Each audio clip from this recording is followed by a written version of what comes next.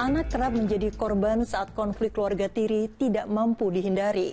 Tak hanya akibatkan luka, tindakan kekerasan di dalam lingkup rumah tangga bisa membuat kejiwaan anak terdampak, bahkan nyawa jadi taruhannya.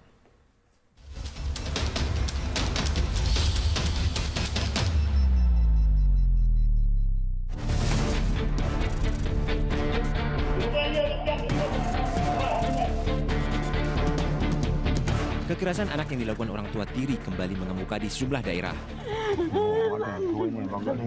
Seperti yang baru-baru ini menimpa seorang bocah di Pontianak, Kalimantan Barat.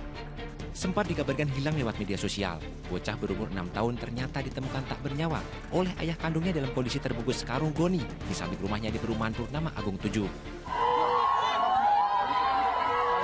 Hasil penyelidikan polisi mengungkap, anak laki-laki yang duduk di bangku kelas 1 SD itu tewas dibunuh ibu tirinya.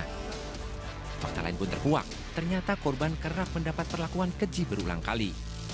Namun karena kesal, korban kembali menganiaya dengan mendorong tubuh korban dan menggunakan kedua tangannya dengan kuat sehingga korban terjatuh terlentang dan terdengar bunyi duk ketika korban jatuh terlentang.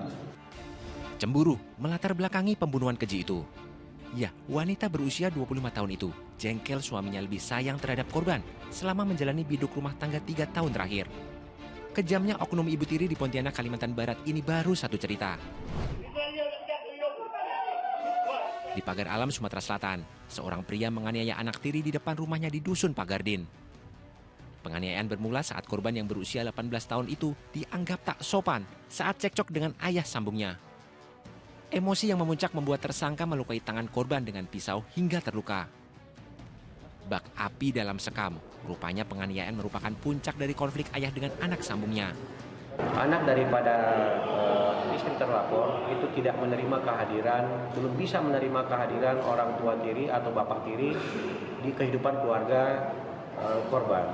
Sehingga sering terjadi percekcokan, namun hanya sebatas percekcokan mulut. Menurut catatan Komnas Perlindungan Anak, hingga Juli 2024, ada sekira 400 aduan kekerasan terhadap anak. Mirisnya, 40% diantaranya dilakukan keluarga inti, termasuk orang tua tiri, karena masih menonjolnya relasi kuasa. Penerimaan terhadap orang tua, tapi tidak penerimaan terhadap anaknya. Ini juga menjadi memicu, gitu kan. Yang kedua adalah terkait dengan relasi kuasa, gitu kan. Dia merasa punya kuasa yang berlebih terhadap anak-anak tersebut, gitu kan. Sehingga ini juga menjadi faktor pendorong. Kemudian yang ketiga itu terkait dengan ketidakpemahaman orang dewasa terhadap upaya-upaya perlindungan anak. Konflik di dalam tubuh keluarga yang bukan saudara tak serta-merta muncul begitu saja. Kesalahpahaman muncul karena buruknya komunikasi dan pendekatan antara orang tua dan anak. Kurangnya pembentukan attachment antara anak dan orang tua tiri waktu mau nikah, sampai kemudian juga tidak tahu bagaimana cara membedakan mana yang dia sebel individunya atau orangnya, itu udah jadi satu real yang kompleks. Tapi kekerasan itu tidak serta-merta langsung terjadi dalam bentuk besar. Tak semua keluarga dengan orang tua atau anak tiri selalu berujung berakhir konflik. Keluarga yang bisa mengutamakan kepercayaan dan kasih sayang tulus diyakini tetap bisa harmonis dan langgeng.